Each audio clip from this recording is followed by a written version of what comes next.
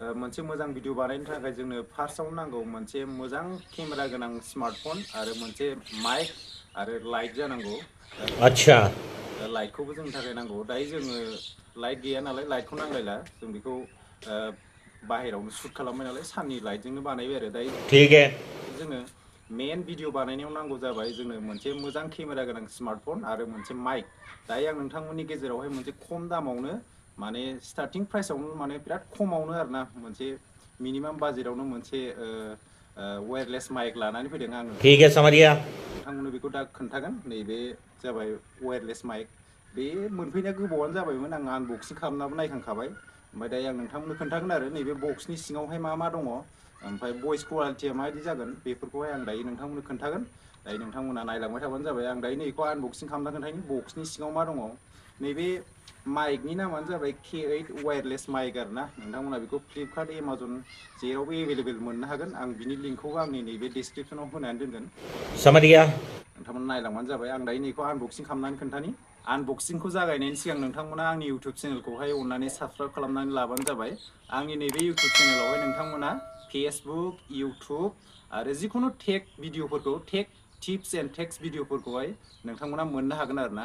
गिबियाव नोंथांमोना आंनि चेनेलखौ साबस्क्राइब खालामनानै लादो, लोगोसे खाथियाव थानाय बेल आइकनखौबो अन खालामनानै लादो, जाहाथे गोदान गोदान आपडेटफोर होयोबा नोंथांमोना मोननो हागोन। थुदो दानिया जों दायो आनबक्सिंखौ जागायदिनि।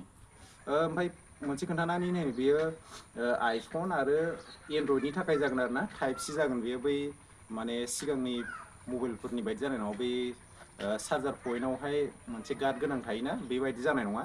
बेयो टाइप सि जागोन आरो आइफननि थाखाय जागोन आरो ना। नैबेयाव लिरनाय दंखायो आइफन आरो टाइप सि होननानैहाय आरो ना। ओमफ्राय बे माइकनि नामानो जाबाय K8 वायरलेस माइक आरो। दायो आं बेखौ आनबक्सिं खालामनानै खोन्थानोसै। दायो आं नोंथांमोननो नैखौ आनबक्सिं खालामनानै खोन्थानोसै। माने सिगाङाव आनबक्सिं खालामखांखाबाय, होमबाबो आं दायो आनबक्सिं खालामनानै खोन्थाबावनोसै आरो ना। मा मा दङ बक्सआवहाय, मा मा दङ नायनोसै। नै फार्स्टआव दङ, नैबेयाव दङ।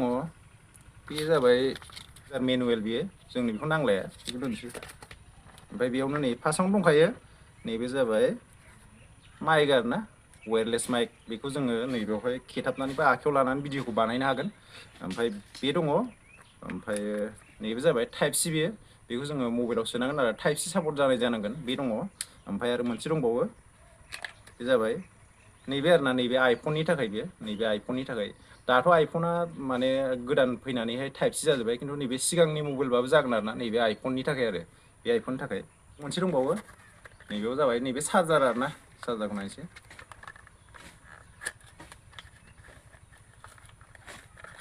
चार्जारा टाइप सि आरो ना, चार्जारा गुसुं सुंथार। एडाप्टारखौ नोंसिनावथ' गासिनावबो मबाइलाव थाखाजोबो नालाय, गासिबो मबाइल लाखायो। ओमफ्राय नैबे टाइप सि आरो ना, टाइप सि थाखाय टाइप सि सापर्ट जानाय जानांगोन। बेखौ दोनथ'नोसै। दा जोङो बक्सखौ साइडआव दोनथ'नोसै। मेन बुस्थुखौ जों दायो नायनोसै। मेन बुस्थुआनो जाबाय जोंना बिसोर मोननैया। ओमफ्राय बेखौथ' जोंनो नाङा, जोंहा आइफन गैया नालाय, बेखौ नांथ'ला, बेखौ गारहरनोसै। मेन बुस्थुआ बिसो। दा आं नोंथांमोननो बेखौ इउज खालामनाय प्रसेसखौ खोन्थानि, मादि खालामो। बेखौ जोङो माथ्र नैबेयावहाय, नैबेयाव सोनानैल' होनांगौ। बेयाव सोदो, ओमफ्रायो नैबेयाव मोनसे बेवहाय मोनसे सुइच दङ।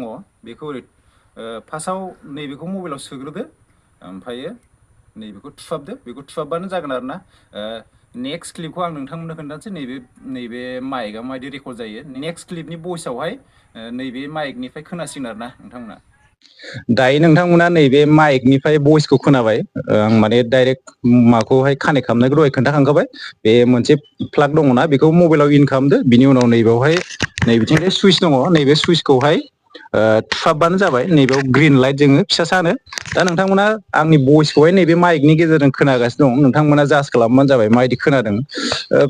बुस्थुआ माने बारा दामनि नङा नालाय, ओंखायनो भइस कुवालिटियाबो एसे खम जानो हागौ आरो ना। जोंहा स्टार्टिंसो नालाय, स्टार्टिंआव एफा फैसा इनभेस्ट खालामनानैबो लाब गैया। बिनि थाखाय जोङो माने आङो नैबे खम दामनि माइकखौनो अर्डार खालामदों आरो ना। नोंथांमोना भइसखौहाय खोनासंनानै माबायदि मोनदों खोनासंदो, आरो मोजां मोनदोंब्ला बेखौ बायनो हागोन। आं बिनि लिंकखौहाय आंनि डिसक्रिपसनाव होनाय जागोन। नोंथांमोना बे आंनि लिंकआव हाबनानै बाहायबानो जागोन आरो ना। फ्लिपकार्टआव होनानै होगोन आं बेखौ। फ्लिपकार्टनि लिंकखौहाय आंनि नैबे डिसक्रिपसनाव होनानै होनाय जागोन।